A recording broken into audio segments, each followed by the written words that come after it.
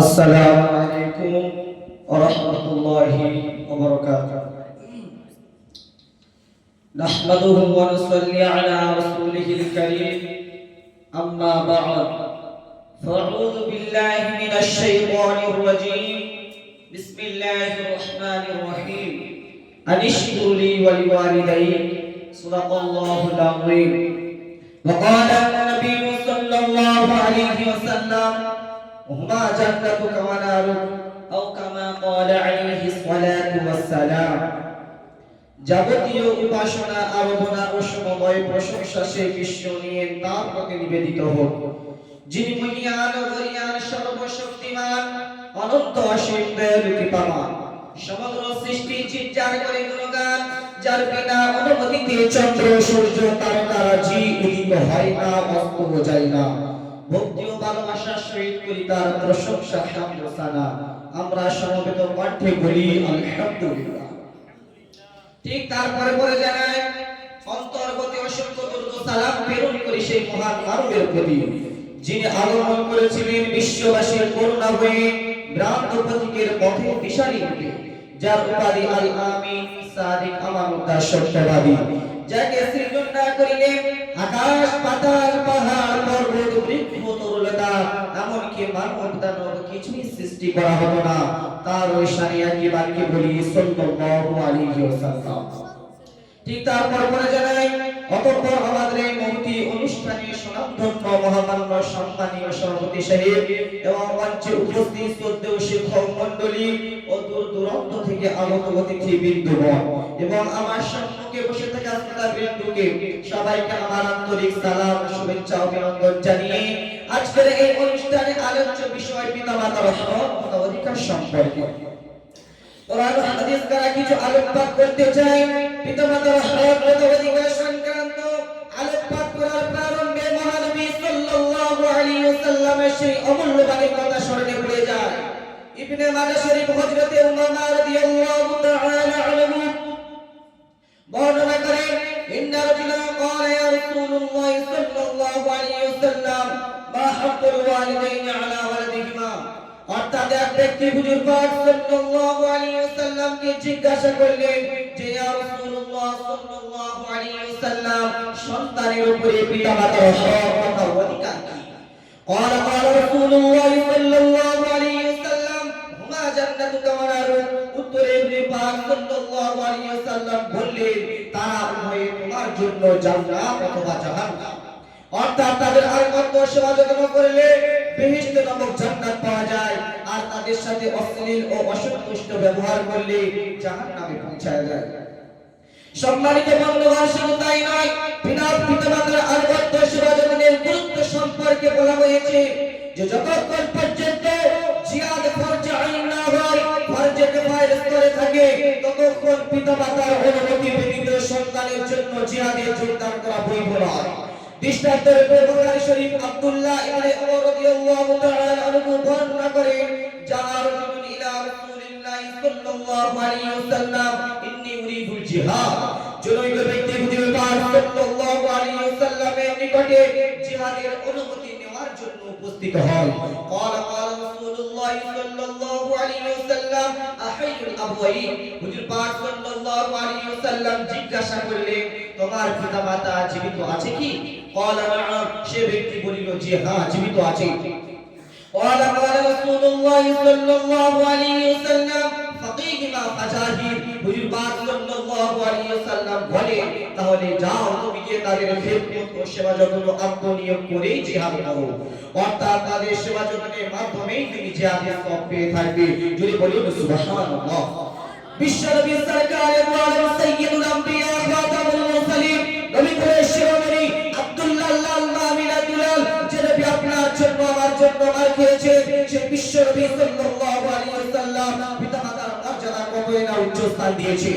পক্ষান্তরে দুনিয়ার বুকে আল্লাহ তাআলা স্নেহ মমতার বর্তমান নির্দেশনা হলো পিতামাতার সমাজ জীবনে সন্তানের প্রতি সর্বাপেক্ষা বেশি অনুগ্রহ পিতামাতা নাই, সুতরাং তাদের অধিকার সন্তানের উপরে সর্বাপেক্ষা বেশি।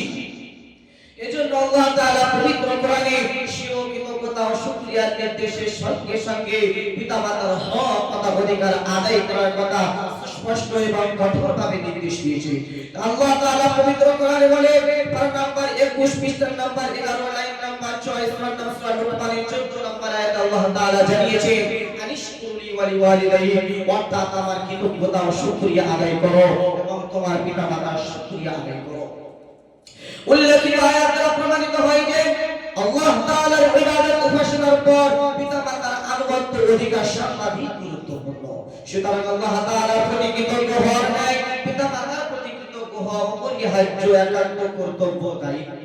সম্মানিত বন্ধুগণ, শুধু তাই নয়, হযরত আবু হুরায়রা রাদিয়াল্লাহু তাআলা আনহু বর্ণনা করে আন আবি হুরায়রা রাদিয়াল্লাহু তাআলা আনহু قال قال رسول الله صلى الله عليه وسلم, হযরত আবু হুরায়রা রাদিয়াল্লাহু তাআলা আনহু বর্ণনা করে যে হুজুর পাক সাল্লাল্লাহু আলাইহি ওয়াসাল্লাম বলেছেন রাদিবা আনহুহু, ওই ব্যক্তি হতভাগ্য, লাঞ্ছিত, অপদস্থ হয়ে কিলা মাইয়া রাসূলুল্লাহ, হুজুর পাক সাল্লাল্লাহু আলাইহি ওয়াসাল্লামকে জিজ্ঞাসা করা হলো কে আমার হতভাগ্য, অপদস্থ, লাঞ্ছিত?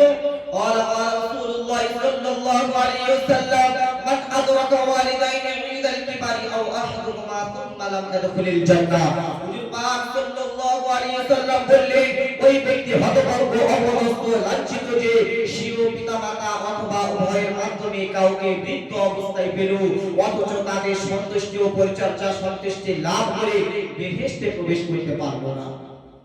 ভাগ্যের পরিহাস বর্তমান যুগে পিতামাতাকে যাবে তার সাথে শিক্ষায় ব্যবহার করা হচ্ছে। এমনকি অনেক জঘন্য নামধারী শিক্ষিত ব্যক্তি পিতাকে পিতা বলে পরিচয় দিয়ে ইতস্তত করে। উদাহরণস্বরূপ এক শিক্ষিত ব্যক্তি বিদেশে চাকরি করে, অন্য চাকরিজীবীরা জিজ্ঞাসা করলেন হু ইজ হি, অর্থাৎ এই ব্যক্তিকে, পুত্রকে উত্তর দিচ্ছে, শুনুন, পুত্র উত্তর দিচ্ছে he is an our servant, অর্থাৎ এই ব্যক্তি হচ্ছে আমার বাড়ির একজন চাকর। বড়ই দুঃখের পরিতাপের বিষয়, সৃষ্টির সেরা মানব পিতামাতার মতো অমূল্য সম্পদ আজও ছিল না।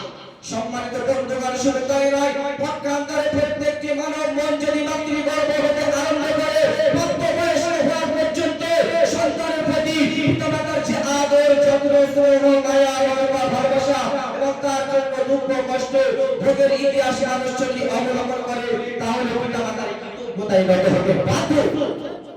সুতরাং পিতামাতার প্রতি যে অসৎ ব্যবহার করে তার মতো অমানুষ, নিকৃষ্ট, নিষ্ঠুর, নির্মম আর কেউ হতে পারে না। পিতামাতার দুঃখে, কষ্টে, উদাসীনতার মনোভাব চরম অপরাধ। তাই মহান আল্লাহ তাআলা পবিত্র কোরআনে বলে পারা নাম্বার 15 পৃষ্ঠা নাম্বার 3 লাইন নাম্বার 7 সূরা বানী ইসরাঈল 23 নম্বর আয়াতে আল্লাহ তাআলা জানিয়েছেন আল্লাহ তা'বুদু ইল্লা ইয়্যাহু বিল ওয়ালিদাইনি ইহসানা, আল্লাহ ছাড়া অন্য কারো ইবাদত উপাসনা করো না এবং তোমার পিতামাতার সহিত সৎ এবং নম্র ব্যবহার করো। দ্বিতীয় নির্দেশ দিয়েছেন ফালা তাকুল্লাহুমা উফ, তাদেরকে উফ শব্দ বলাবে না, তাদের সাথে এমন বাক্য প্রয়োগ করবে না যা দ্বারা বিরক্তিতা প্রকাশ পায়। তৃতীয় নির্দেশ দিয়েছেন লা তানহাও, তাদেরকে ধমক দেবে না, তাদেরকে নিপীড়ন ও নির্যাতন ও উৎপীড়ন দায়ক ধিক্কার দেবে না। চতুর্থ নির্দেশ দিয়েছেন কুল্লাহুমা কাওলা কারীমা, তাদের সাথে সম্প্রীতি ও ভালোবাসার সহিত নম্র স্বরে কথা বলো। পঞ্চম নির্দেশ হলো পিতামাতার জন্য স্রষ্টার নিকট প্রার্থনা করো রব্বিরহামহুমা কামা রাব্বায়ানি সগীরা, তুমি বলো হে করুণাময়, হে করুণাময়, তোমার করুণা তাদের প্রতি বর্ষণ করুন যেমন তারা আমাদেরকে শৈশবকালে কষ্ট সাধ্য করে স্নেহ, মায়া, মমতা দিয়ে লালন পালন করেছে। অবশেষে তিরমিজি শরীফ হুজুর সাল্লাল্লাহু আলাইহি ওয়াসাল্লাম একটি অমূল্য বাণী সমাপন করে বক্তৃতা সমাপ্ত করব ইনশাআল্লাহ। ক্বালা রাসূলুল্লাহ সাল্লাল্লাহু আলাইহি ওয়াসাল্লাম রিদা রাব্বি ফি রিদাল ওয়ালিদাইনি ওয়া সাখতুর রাব্বি ফি সাখতিল ওয়ালিদাইনি, অর্থাৎ পিতামাতার অসন্তুষ্টিতে আল্লাহ তাআলা অসন্তুষ্টি আর পিতামাতার সন্তুষ্টিতে আল্লাহ তাআলা সন্তুষ্টি। অতএব আসুন আমরা সকলে খোদার দরবারে বেকুল চিত্তে প্রার্থনা করি, হে আল্লাহ আমাদের সকলকে পিতামাতার সন্তুষ্টি লাভ করার ও তাদের অধিকার আদায় করার এবং তাদের সাথে নম্র ভদ্র ব্যবহার করার ও তাদের উদার চিত্তে প্রাণ ভরে তাদের জন্য দোয়া করার তৌফিক দিন। আমিন আমিন সুম্মা আমিন। এই বলে আমি আমার বক্তব্য এখানে ইতি করছি। ওয়া আখিরু দাওয়ানা আনিল হামদুলিল্লাহি রাব্বিল আলামিন।